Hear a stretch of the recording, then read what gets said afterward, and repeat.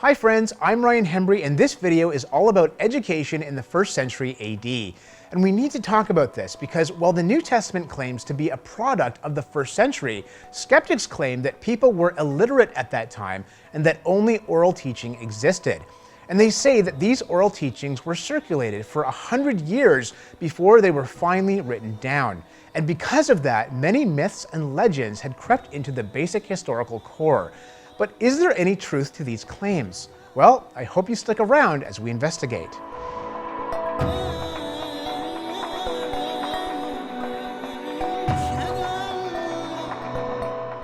The New Testament makes many significant claims, but one that can be easily overlooked is its claim that it is a written record. Turning to the Gospels, for example, we notice Luke's opening statement.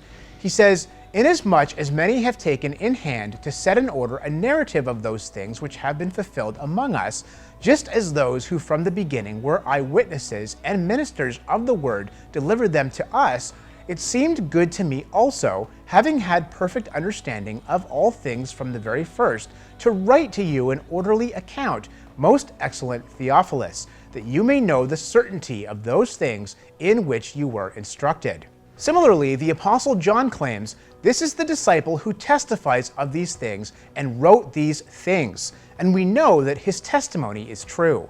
Now, while most Christians accept this claim without question, skeptics make their own claim, declaring that people in the 1st century couldn't read or write, and therefore that no one would have written the events of the life of Christ or his teaching much before the close of the 1st century at the earliest. So it was suggested that they circulated for around 100 years as oral teaching, and during this time, many myths and legends apparently crept into the basic historical core. Now, for the sake of the argument, let's just assume for the moment that the critic is correct that people in the 1st century were illiterate. Does this then cast doubt on the historicity of the gospel records? Not at all, for several reasons. First, as Bible scholar Brian Edwards points out, while the art of memorizing has been largely lost today, there was nothing unusual in the time of Jesus and much earlier in a whole speech being accurately remembered and even recorded. The art of memorizing was well advanced in an age that had little means of storing information, and even an oral passing on of information would be presumed to be accurate. As a matter of fact, the Greek historian Xenophon tells of an educated Greek called Nicholas who could repeat by heart the whole of Homer's Iliad and Odyssey, all 24,000 lines. Second, Jesus purposely taught in a style that was easy to remember.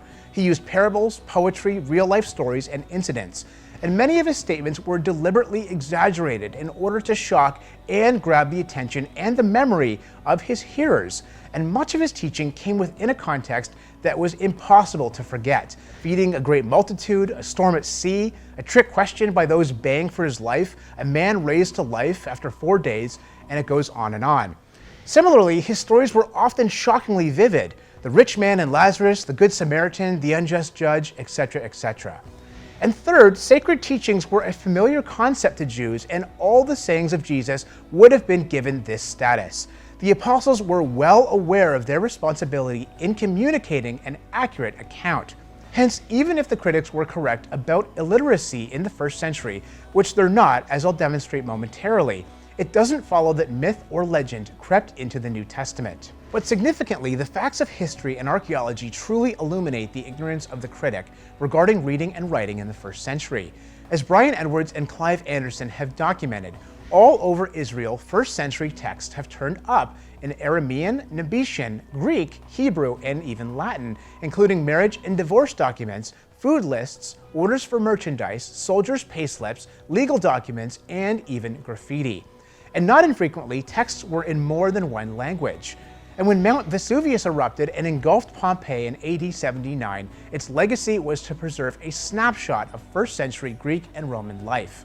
Writing appears everywhere here, and literally thousands of inscriptions, political, advertising, love notes, and the erotic have been found scratched onto the walls.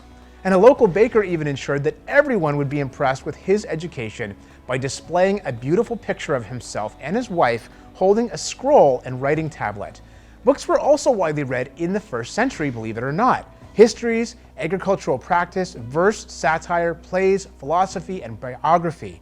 The reality is there was a high degree of literacy at this time, and most people could read even if they couldn't write.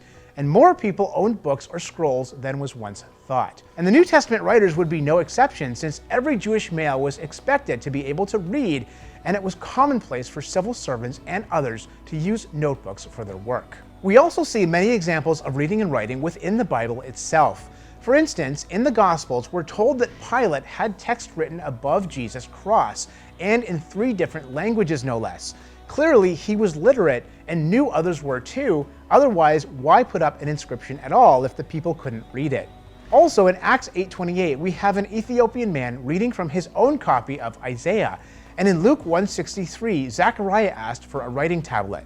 And as Paul informs us in his second letter to Timothy, he owned books and was using notebooks or parchments. So this assumption critics have that the New Testament wasn't inked until 100 or more years later because people in the first century couldn't read or write is totally false. The facts show that many people could read and write, and while the Gospels were likely not written as the events were being unfolded, from what we do know about literacy and note-taking in the first century, we would fully and totally expect some of Jesus' listeners to be writing down the things that they were hearing and seeing at the time. And so there's no reason why the gospel writers didn't have access to written records made at that time, even their own. As a leading Jewish authority of the rabbis of this time concludes, we would naturally expect the teaching of Jesus to be originally copied in codices or books.